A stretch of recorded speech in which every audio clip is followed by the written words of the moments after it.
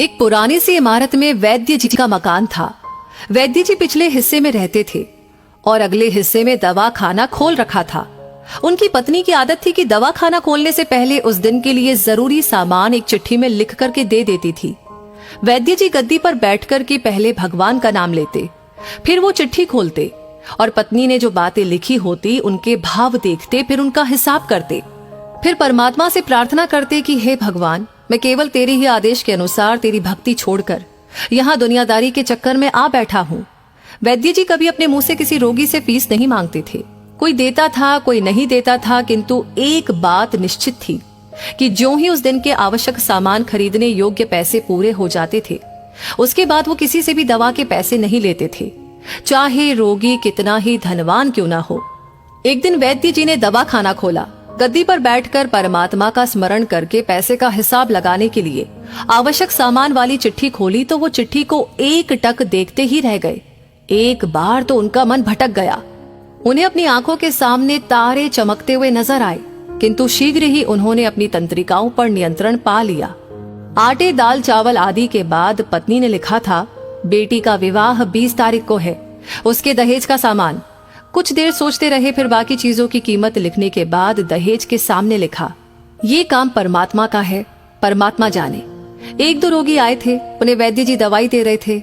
इसी दौरान एक बड़ी सी कार उनके दरवाजे के सामने आकर रुकी। वैद्य जी ने कोई खास तवज्जो नहीं दी, क्योंकि कई कारों वाले उनके पास आते रहते थे। दोनों मरीज दवाई लेकर चले गए। वो सूट बूट में साहब कार से बाहर निकले और नमस्ते करके बेंच पर बैठ गए। वैद्य जी ने कहा कि अगर आपको अपने लिए दवा लेनी है तो इधर स्टूल पर आए, ताकि आपकी नाड़ी देख लूं, और अगर किसी रोगी की दवाई लेकर जाना है तो बीमारी की स्थिति का वर्णन करें। वो साहब कहने लगे, वैद्य जी, आपने मुझे पहचाना नहीं। मेरा नाम कृष्णलाल है, लेकिन आप मुझे पहचान भी कैसे सकते हैं, क्योंकि मैं 15-16 साल बाद आपके दवाखाने पर आया हूँ। आपको पिछली मुलाकात का हाल सुनाता हूँ, फिर आपको सारी बात याद आ जाएगी। जब मैं पहली बार यहाँ आया था तो मैं खुद नहीं आया था, अपितु ईश्वर मुझे आपके पास लेकर आए थे, क्योंकि ईश्वर ने मुझ पर कृपा की थी और वो मेरा घर आबाद करना चाहते थे। हुआ इस तरह था कि मैं कार से अपने पैतृक घर जा रहा था। बिल्कुल आपके दवाखाने के सामने हमारी कार पंक्चर हो गई। ड्राइवर कार का पहिया उतारकर पंक्चर लगवाने चला गया। आपने देखा कि गर्मी में मैं कार के पास खड़ा था, तो आप मेरे पास आए और दवाखाने की ओर इशारा किया और कहा कि इधर आकर कुर्सी पर बैठ जाए। फिर मैं कुर्सी पर आकर बैठ गया। ड्राइवर ने कुछ ज्यादा ही देर लगा दी थी। एक छोटी सी बच्ची भी यहाँ पर आपकी मेज के पास खड़ी थी और बार बार कह रही थी, चलो ना बाबा, मुझे भूख लगी है। आप उससे कह रहे थे कि बेटी थोड़ा धीरज धरो, चलते हैं। मैं ये सोचकर इतनी देर से आपके पास बैठा था और मेरे ही कारण आप खाना खाने भी नहीं जा रहे थे। मुझे कोई दवाई खरीद लेनी चाहिए ताकि आप मेरे बैठने का भार महसूस न करें। मैंने कहा कि वैद्य जी, मैं पिछले 5-6 साल से इंग्लैंड में रहकर के कारोबार कर रहा हूँ। इंग्लैंड जाने से पहले मेरी शादी हो गई थी, लेकिन अब तक बच्चे के सुख से वंचित हूँ। यहाँ भी इलाज कराया और वहाँ इंग्लैंड में भी, लेकिन किस्मत ने निराशा के सिवा और कुछ नहीं दिया। आपने कहा था कि मेरे भाई, भगवान से निराश न हो। याद रखो कि उसके कोष में किसी चीज की कोई कमी नहीं है। आस, औलाद, धन, इज्जत, सुख दुख, जीवन, मृत्यु, सब कुछ उसी के हाथ में है। ये किसी वैद्य या डॉक्टर के हाथ में नहीं होता और न ही किसी दवा में होता है। जो कुछ होना होता है वो सब भगवान के आदेश से होता है। औलाद देनी है तो उसी ने देनी है। मुझे याद है आप बातें करते जा रहे थे और साथ साथ पुड़िया भी बनाते जा रहे थे। सभी दवा आपने 2 भागों में विभाजित कर दी, अलग अलग लिफाफों में डाली थी और फिर मुझसे पूछकर आपने एक लिफाफे पर मेरा और दूसरे पर मेरी पत्नी का नाम लिखकर दवा उपयोग करने का तरीका बताया था। मैंने तब वो दवाई ले ली थी, क्योंकि मैं सिर्फ कुछ पैसे आपको देना चाहता था। लेकिन जब दवा लेने के बाद मैंने पैसे पूछे तो आपने कहा था, बस ठीक है। मैंने जोर डाला तो आपने कहा कि आज का खाता बंद हो गया है। मैंने कहा, मुझे आपकी बात समझ नहीं आई। इसी दौरान वहां पर एक और आदमी आया और उसने हमारी चर्चा सुनकर मुझे बताया कि खाता बंद होने का मतलब ये है कि आज के घरेलू खर्च के लिए जितनी राशि वैद्य जी ने भगवान से मांगी थी वो ईश्वर ने उन्हें दे दी है। अधिक पैसे वो ले नहीं सकते।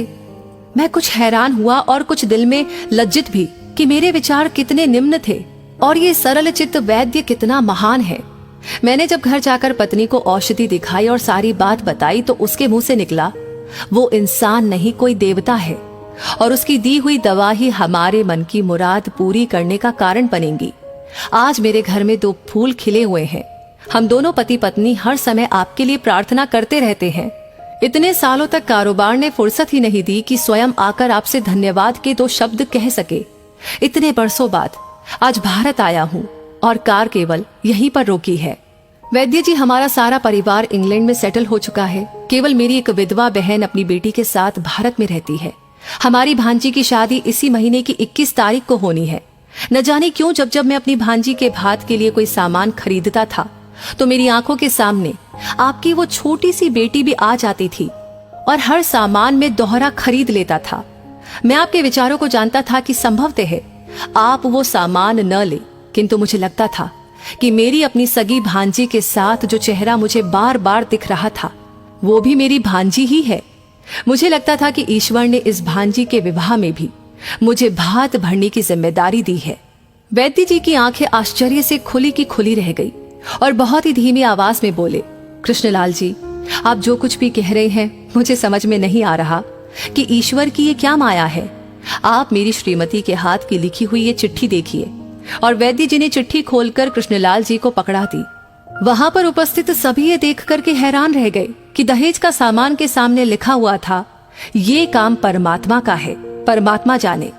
कांपती सी आवाज में वैद्य जी बोले, कृष्णलाल जी, विश्वास कीजिए कि आज तक कभी ऐसा नहीं हुआ कि पत्नी ने चिट्ठी पर आवश्यकता लिखी हो और भगवान ने उस दिन उसकी व्यवस्था न कर दी हो।